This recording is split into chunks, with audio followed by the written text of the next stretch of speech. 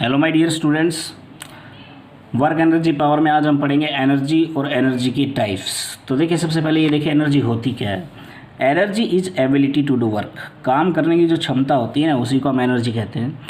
अब जो types of energy क्या होती है, जो जनरल टाइप्स होती है एनर्जी की, वो हमारे पास दो होती है, काइनेटिक एनर्जी और potential energy. I am saying general types, not total types. यहाँ से देखिए, there are two ways in which the energy can be classified. पहला क्या, काइनेटिक एनर्जी। काइनेटिक एनर्जी ऐसी एनर्जी है जो बॉडी प्रोसेस करती है due to motion in body. अगर मान लीजिए हमारे पास एक बॉडी है, उसका मास m है और वो v स्पीड से भागी जा रही है बॉडी, तो इसके अंदर जो काइनेटिक एनर्जी होगी, के ई का मतलब है काइनेटिक एनर्जी। बट प्यारे बच्चों, आप इसको पूरा लिखें, एब्रिविएशन फॉर्म में ना लिखें, ये केवल आपको समझाने के पर्पज़ से है। तो अब यहाँ से देखिए, यहाँ से अगर बॉडी मास m है और v वेलोसिटी स्पीड से वो मूव कर रही है, तो जो काइनेटिक एनर्जी होती है एसोसिएटेड विद द बॉडी, वो होती है हाफ mv²। जो दूसरा जनरल टाइप है हमारे पास एनर्जी का, वो है stored form of the energy. Stored form of energy which can be used in doing work.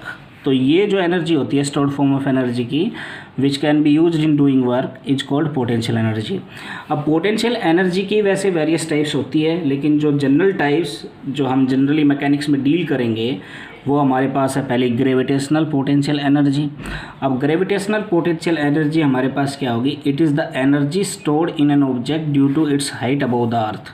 ये क्या कह रहा है कि जब हमारे पास मान लीजिए कोई कि ऑब्जेक्ट है, ये ब्लॉक है, मास है, इसको जब हम अर्थ से कुछ हाइट रेज किए, तो इस हाइट की वजह से इस ऑब्जेक्ट के अंदर क्या होगा, एक एनर्जी स्टोर होगी। और जो एनर्जी स्टोर होती है वो क्या करती है, वो इसकी हेल्प से हम क्या कर सकते हैं, which can be use in doing work. तो सबसे पहले हम देखेंगे ये जो एनर्जी स्टोर्ड होती है, ये हमारे पास पोटेंशियल एनर्जी होगी। अब ये जो पोजीशन की वजह से, मतलब अर्थ के सेंटर के रिस्पेक्ट में पोजीशन की वजह से जो हमारे पास एनर्जी स्टोर होगी अर्थ के सरफेस के रिस्पेक्ट में या सेंटर के रिस्पेक्ट में, we will consider one reference level. तो वो जो एनर्जी स्टोर्ड होगी बॉडी के अंदर, उसको हम ग्रेविटेशनल पोटेंशियल एनर्जी बोलेंगे। अब देखेंगे कि कैसे उस एनर्जी स्टोर्ड को हम निकालेंगे। तो ये देखिए, मान लीजिए हमारे पास ये क्या है, ये ग्राउंड है, हमने इसको रेफरेंस लेवल कह लिया, डेटम लेवल कह लिया, जीरो लेवल कह लिया, बॉटम लेवल कह लिया। ये मतलब ये है क्या, अगर इसको जनरली कहे तो ये वो जगह है, वो पोजीशन है जिसके रिस्पेक्ट में हम पोटेंशियल एनर्जी कैलकुलेट करेंगे ऑब्जेक्ट की। तब ये देखिए, इस पोजीशन से इस मास की कितनी हाइट है, h हाइट है। अब h हाइट है, तो h हाइट की वजह से इसमें जो GPE आपको पूरा लिखना है, मैं केवल समझाने के पर्पज़ से इसको लिखा GPE। ग्रेविटेशनल पोटेंशियल एनर्जी हमारे पास क्या हो जाएगी, mgh। m क्या है, mass of the object. g क्या है, एक्सेलरेशन ड्यू टू ग्रेविटी। जी हमारे पास है एक्सेलरेशन ड्यू टू ग्रेविटी। और ये जो जी की वैल्यू हम लेंगे approximately 9.8 metre per second square. अब ये देखिए, जी अगर हम अर्थ के सरफेस से कंपेयर करें तो जी की वैल्यू भी वेरी करेगी, लेकिन अगर h is not very high, is not high, that we can consider the g constant that is equal to 9.8 metre per second square. तो अब यहाँ से देखिए, h क्या है, m तो हमारा हो गया मास ऑफ ऑब्जेक्ट, जी हो गया एक्सेलरेशन ड्यू टू ग्रेविटी, जी की वैल्यू हमें पता चल गई, दैट इज कांस्टेंट। अगर ये कांस्टेंट कब लेंगे, मैं एक बार फिर से बता रहा हूँ, अगर ये हाइट जो है अर्थ के सरफेस है that is not large, then we will take g constant that is equal to 9.8 metre per second square.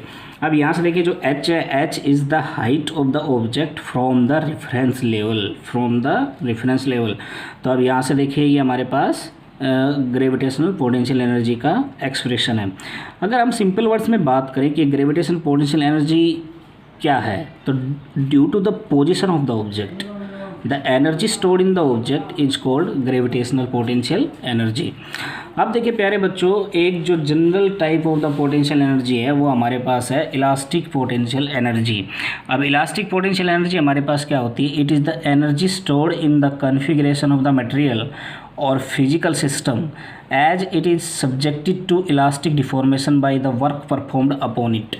ये जो इलास्टिक पोटेंशियल एनर्जी होती है, ये ऑब्जेक्ट के अंदर एनर्जी स्टोर्ड होती है, किसकी वजह से, due to change in configuration of the object. तो ये ध्यान से सुनिए, अब हमने अभी क्या देखा, दो तरह का टाइप देखा पोटेंशियल एनर्जी का। पहला ग्रेविटेशनल पोटेंशियल एनर्जी जो पोजीशन की वजह से होता है। अब ये इलास्टिक पोटेंशियल एनर्जी जो मटेरियल की, ऑब्जेक्ट की, फिजिकल सिस्टम की कॉन्फ़िगरेशन में चेंज आने की वजह से स्टोर होती है। अब ये देखिए प्यारे बच्चों, मान लीजिए हमारे पास एक स्प्रिंग है। स्प्रिंग हमारा कैसा मटेरियल है? इलास्टिक मटेरियल है। ये हम क्या है हमारे पास? स्प्रिंग। और ये हमारे पास कैसा है? इलास्टिक मटेरियल है। स्प्रिंग का जो मटेरियल है इलास्टिक मटेरियल है।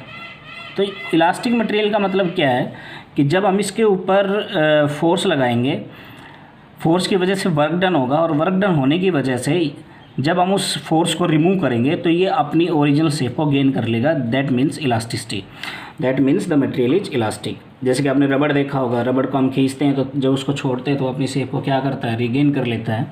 तब ये देखिए, जब ये स्प्रिंग अपनी नॉर्मल स्टेट में है, तो spring in the normal state, तो इसमें कोई इलास्टिक पोटेंशियल एनर्जी नहीं है, नो इलास्टिक पोटेंशियल एनर्जी।